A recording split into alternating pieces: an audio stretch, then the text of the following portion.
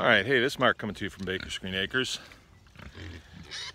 This is just a point of interest video, and so date doesn't really matter that much, but it is May, and it is the 5th. But I am out here by my grow area, and that's what I'll call this. This is where the pigs go.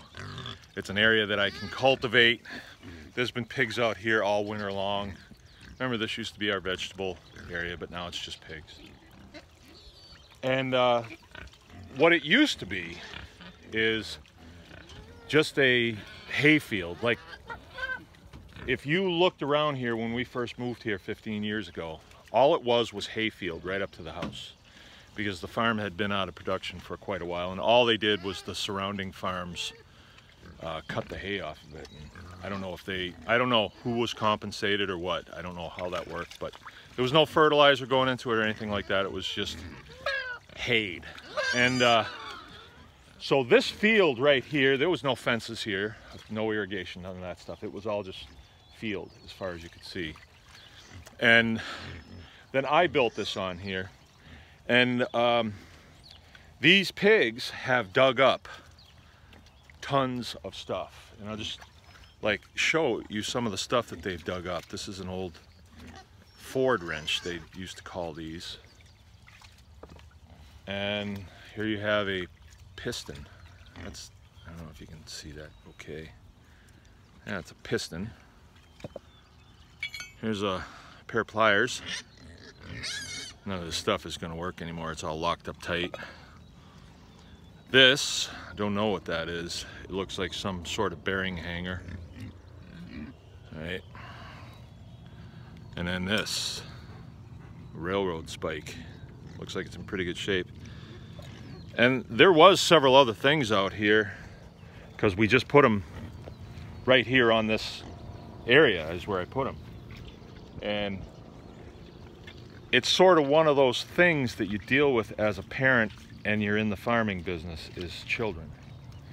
So I reckon that it's been going on for generations that farmers ask their kids to do something out in the field, and the kid goes and does it, and that's where the wrench gets put, right there where they did whatever they were asked to do.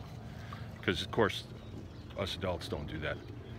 We're always putting everything right back where it goes, you know, but kids don't.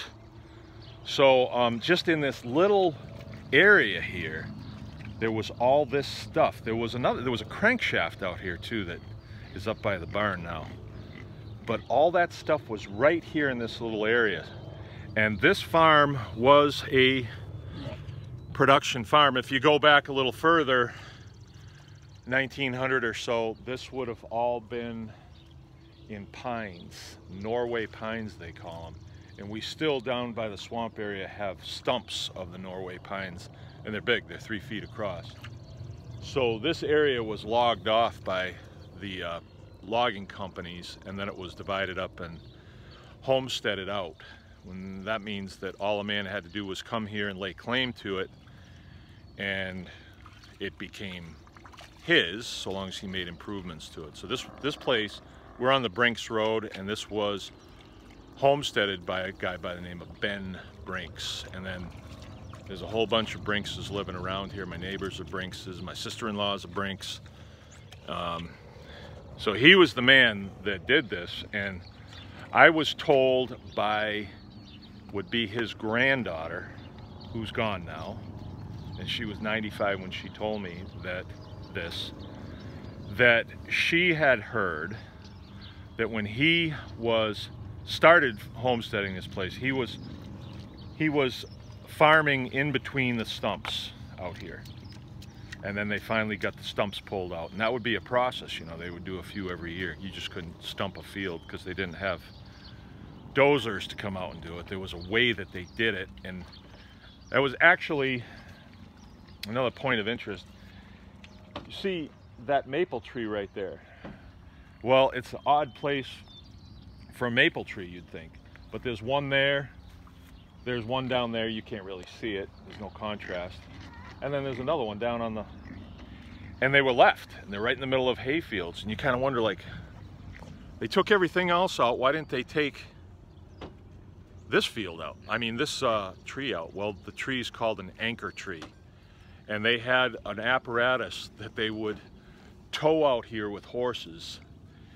And it was a treadmill that they would put a very heavy animal on, like an oxen. And he would just walk on this treadmill, and it would turn a winch, click, click, click, click, click, click, very slowly with cables, and they would pull the stumps out. And the anchor tree, a lot of times, was a second growth tree that would be, you know, like 6 inches around, and they just left them just because it wasn't so easy to take a tree down back in those days. They didn't have, you know, whip out a chainsaw and knock it down. They didn't do that. And believe it or not, this place, when it was put together, they didn't burn wood here, they burnt coal. So they would have a coal man that would come by and drop coal. There's even a chute on the back of the house where it would come in. So, a little history on this place, but I think it's interesting that the tools are out here. And now I've been here 15 years, and every now and then we'll find something in the garden that we haven't seen in 15 years.